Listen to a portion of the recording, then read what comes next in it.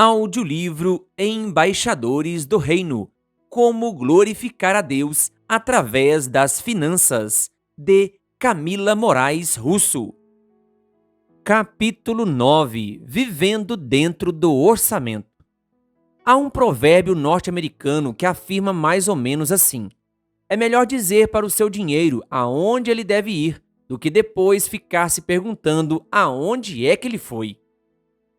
De fato, se não estabelecermos destinos e limites para nossos gastos, nem definirmos uma quantia regular a ser poupada mês a mês, na prática, estaremos assumindo uma postura desgovernada quanto ao rumo das nossas finanças. Por isso, o orçamento é uma ferramenta tão essencial no propósito de planejar e coordenar o uso do dinheiro.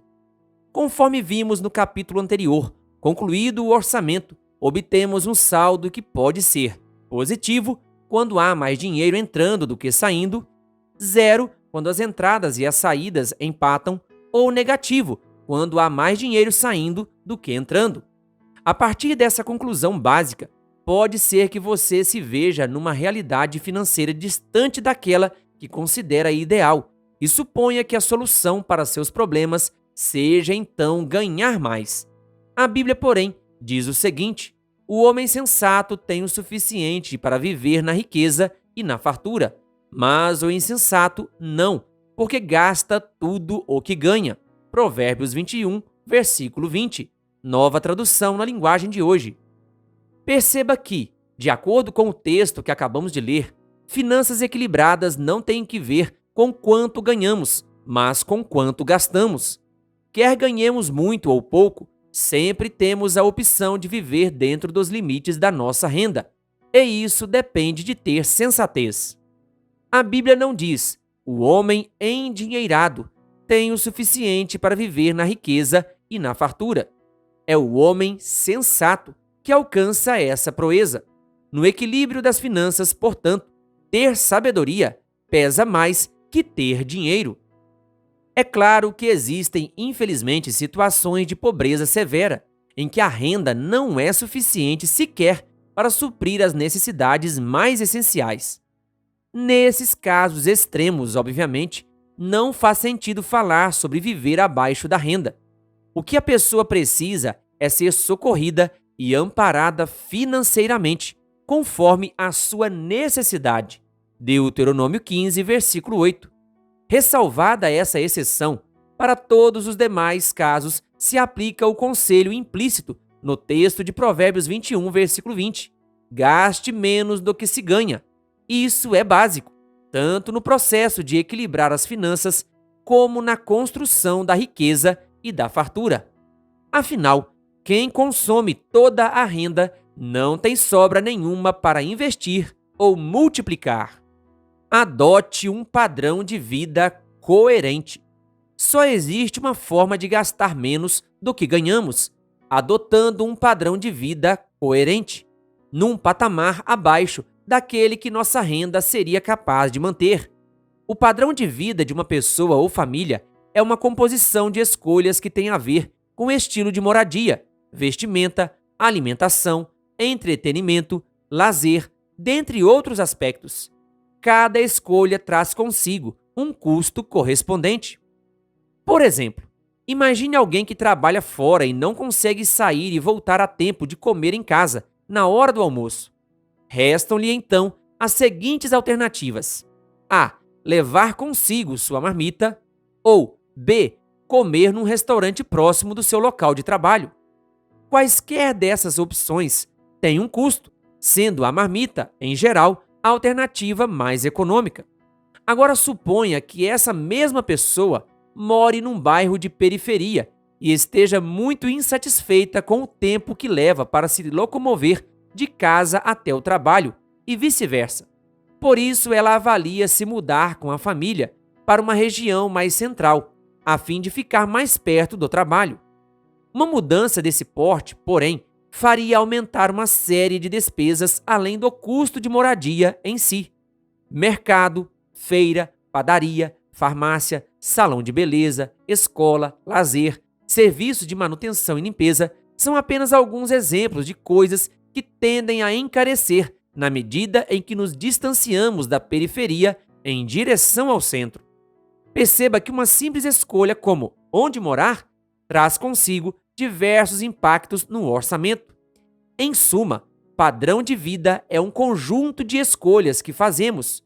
Os custos correspondentes serão reproduzidos no nosso orçamento, seja em uma conta específica, como no exemplo da refeição, ou em várias contas interligadas, como no exemplo da moradia. Seja econômico. Sendo assim, para gastar menos do que ganhamos, devemos, antes de tudo, fazer escolhas econômicas. Ser econômico, de acordo com a Bíblia, não é ser mesquinho, pão duro, nem mão de vaca, como se diz no popular. Repare no texto que diz: o preguiçoso não aproveita a sua caça, mas o diligente dá valor a seus bens. Provérbios 12, versículo 27, Nova Versão Internacional. Em outras palavras, ainda que a caça seja farta, se aquele que a conquistou for preguiçoso, a ponto de deixá-la estragar, ela irá toda para o lixo. A primeira lição que aprendemos nesse texto, portanto, é que ser econômico é o contrário de ser preguiçoso.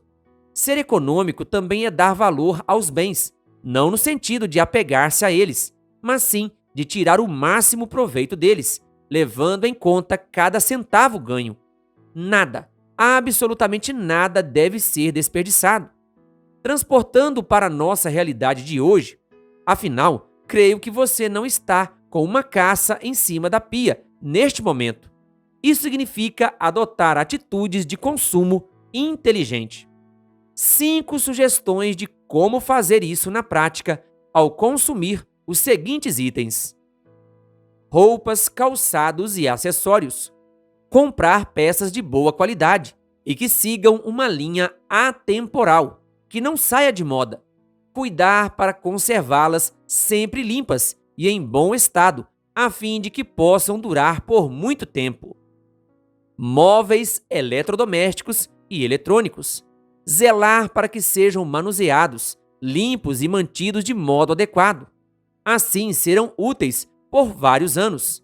Ensinar os filhos a fazer o mesmo com seus brinquedos e pertences. Automóveis. Fazer o uso correto, bem como manter a limpeza e efetuar as revisões periódicas, favorecendo assim o bom desempenho por muitos anos. Moradia. Não importa se própria ou alugada, cuidar para mantê-la sempre em ordem, limpa e bem conservada, evitando, assim, reparos dispendiosos. Alimentos. Comprar bons ingredientes e preparar refeições simples, saborosas e saudáveis em quantidade suficiente para não faltar nem sobrar.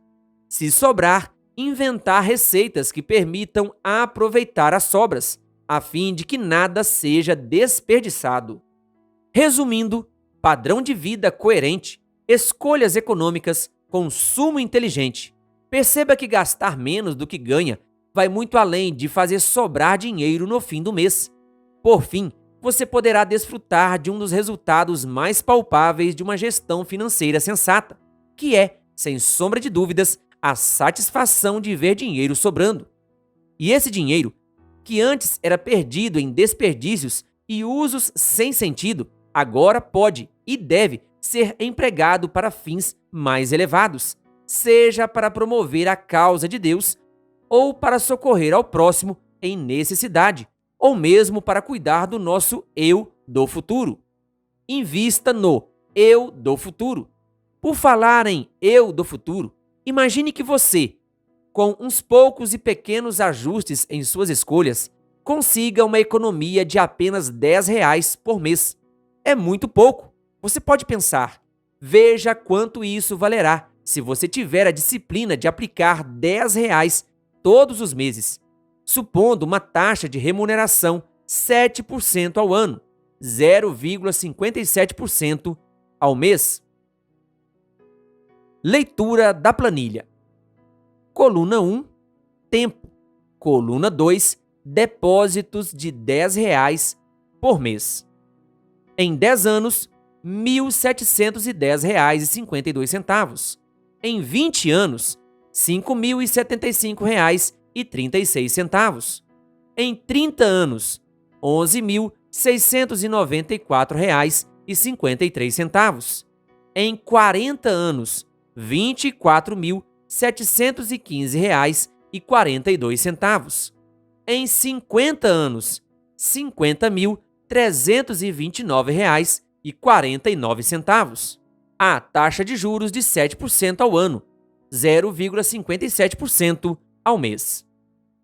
Nesse exemplo, ao final de 10 anos, depois de 120 depósitos de R$ 10, R$ 1.200 no total, você terá acumulado R$ 1.710,52.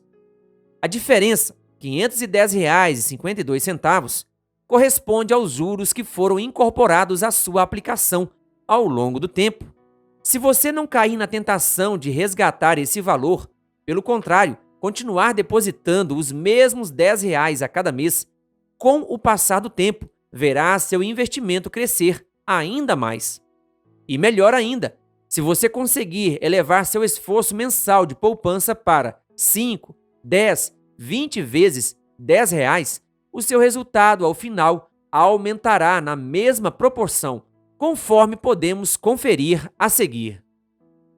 Leitura da planilha. R$ 50 por mês. Em 10 anos, R$ 8.552,59. Em 20 anos, R$ 25.376,82. Em 30 anos, R$ 58.472,63. Em 40 anos, R$ 123.577,10. Em 50 anos, R$ 251.647,45. R$ 100 por mês. Em 10 anos, R$ 17.105,17. Em 20 anos, R$ 50.753,64. Em 30 anos, R$ 116.945,26. Em 40 anos, R$ 247.154,20. Em 50 anos, R$ 503.294,89. R$ 200 por mês. Em 10 anos, R$ 34.210,35. Em 20 anos, R$ 101.507,28. Em 30 anos, R$ 233.890,52. Em 40 anos, R$ 494.308,40. Em 50 anos, R$ 1.6.589,79. Viver dentro do orçamento, portanto, não é uma prática com efeitos restritos ao presente, posto que produz reflexos na nossa capacidade de poupar e investir. Isso afeta diretamente o nosso bem-estar financeiro a longo prazo. Lembre-se, a riqueza que se ganha depressa diminui depressa, mas a que se junta aos poucos torna-se grande. Provérbios 13, versículo 11. Saiba mais. Acesse o link na descrição deste áudio para mais conteúdo sobre o assunto deste capítulo. Querido ouvinte, que a graça e a paz de Jesus estejam com você. Se você ainda não é inscrito em nosso canal, se inscreva e ative o sininho das notificações. Canal O Bom da Bíblia, compartilhando a Palavra de Deus.